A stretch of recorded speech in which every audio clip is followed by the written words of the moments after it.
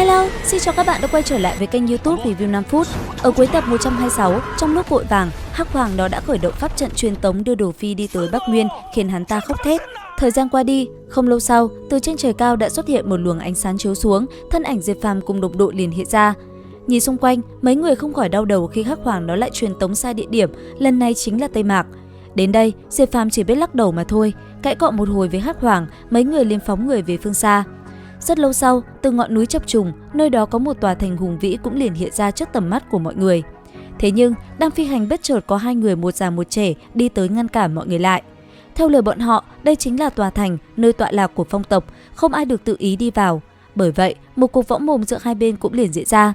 Sau một hồi võ mồm, Diệp Phàm cùng một lão nhân đã lập tức động thủ. Rất nhanh, thân hình hai người bay lên không trung. Ngay sau đó, cả hai lao vào nhau va chạm vô cùng quyết liệt. Đáng tiếc, sau một hồi, lão nhân kia vẫn bị Diệp Phàm tẩn trong một trận. Chỉ trong nháy mắt, từng quyền của anh ấy đã liền tung ra, khiến lão nhân kia bị chấn bay về phía sau.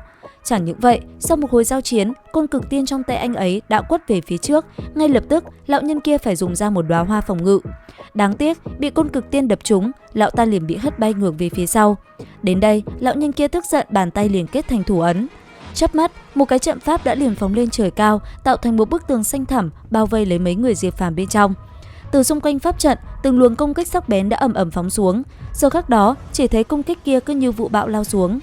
Càng lúc, công kích kia càng mạnh mẽ hơn, thế nhưng bộc phát lực cản kinh người, Diệp Phàm rất nhanh đã phá tan nó. Chưa hết, thân hình phóng lên không trung, hỏa diễm trên người anh ấy cũng liền xuất hiện, rồi lao về phía trận pháp kia.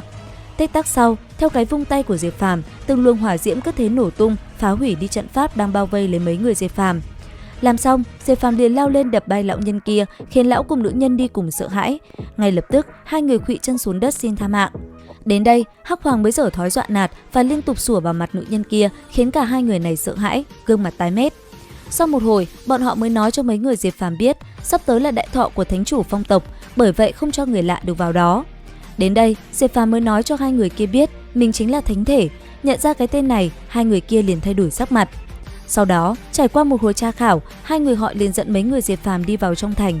Không lâu sau, mọi người đã ở trước một tòa cung điện rộng lớn, ở bên ngoài có không ít người canh gác. Vừa đến, Diệp Phàm đã liền nói cho mấy người kia biết mình muốn gặp thánh chủ của phong tộc. Nghe vậy, mấy người kia cũng liền đi bẩm báo. Trong lúc chờ đợi, mọi người cũng liền quan sát nơi này một lượt. Nhân lúc rảnh rỗi, mọi người cùng nhau trò chuyện hết sức sôi nổi. Một lúc sau, từ trong tòa lầu các kia, một thị nữ đi ra rồi liền gọi Diệp Phàm đi cùng cô ta vào bên trong, còn những người khác thì ở ngoài chờ đợi. Rất nhanh, Diệp Phàm liền cất bước, anh ấy cùng thị nữ kia nhanh chóng tiến vào bên trong để gặp vị thánh chủ của phong tộc. Cảnh tượng cứ thế qua đi, bây giờ Diệp Phàm đã đứng đối diện với vị trung niên có dáng vẻ vô cùng điềm tĩnh. Vừa gặp, Diệp Phàm đã liền hành lễ.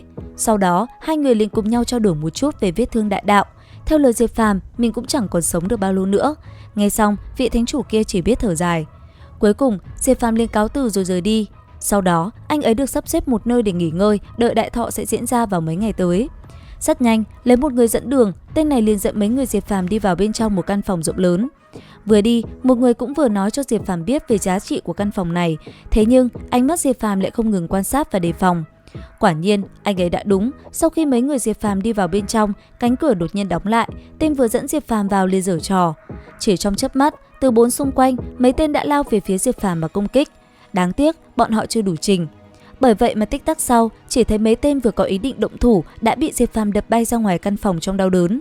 Làm xong, Diệp Phàm liền một mình đi ra ngoài thì bất chợt anh ấy thấy ở phía xa có một đạo thân ảnh quen thuộc, đó chính là Kim Sĩ Tiểu Bằng Vương.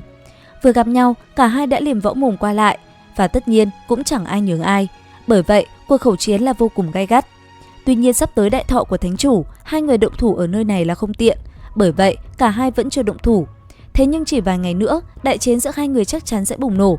Và liệu rằng cuộc chiến này sẽ diễn ra như thế nào? Ai là người chiến thắng? Theo dõi kênh YouTube Review 5 phút để biết thêm chi tiết các bạn nhé. Xin chào và hẹn gặp lại!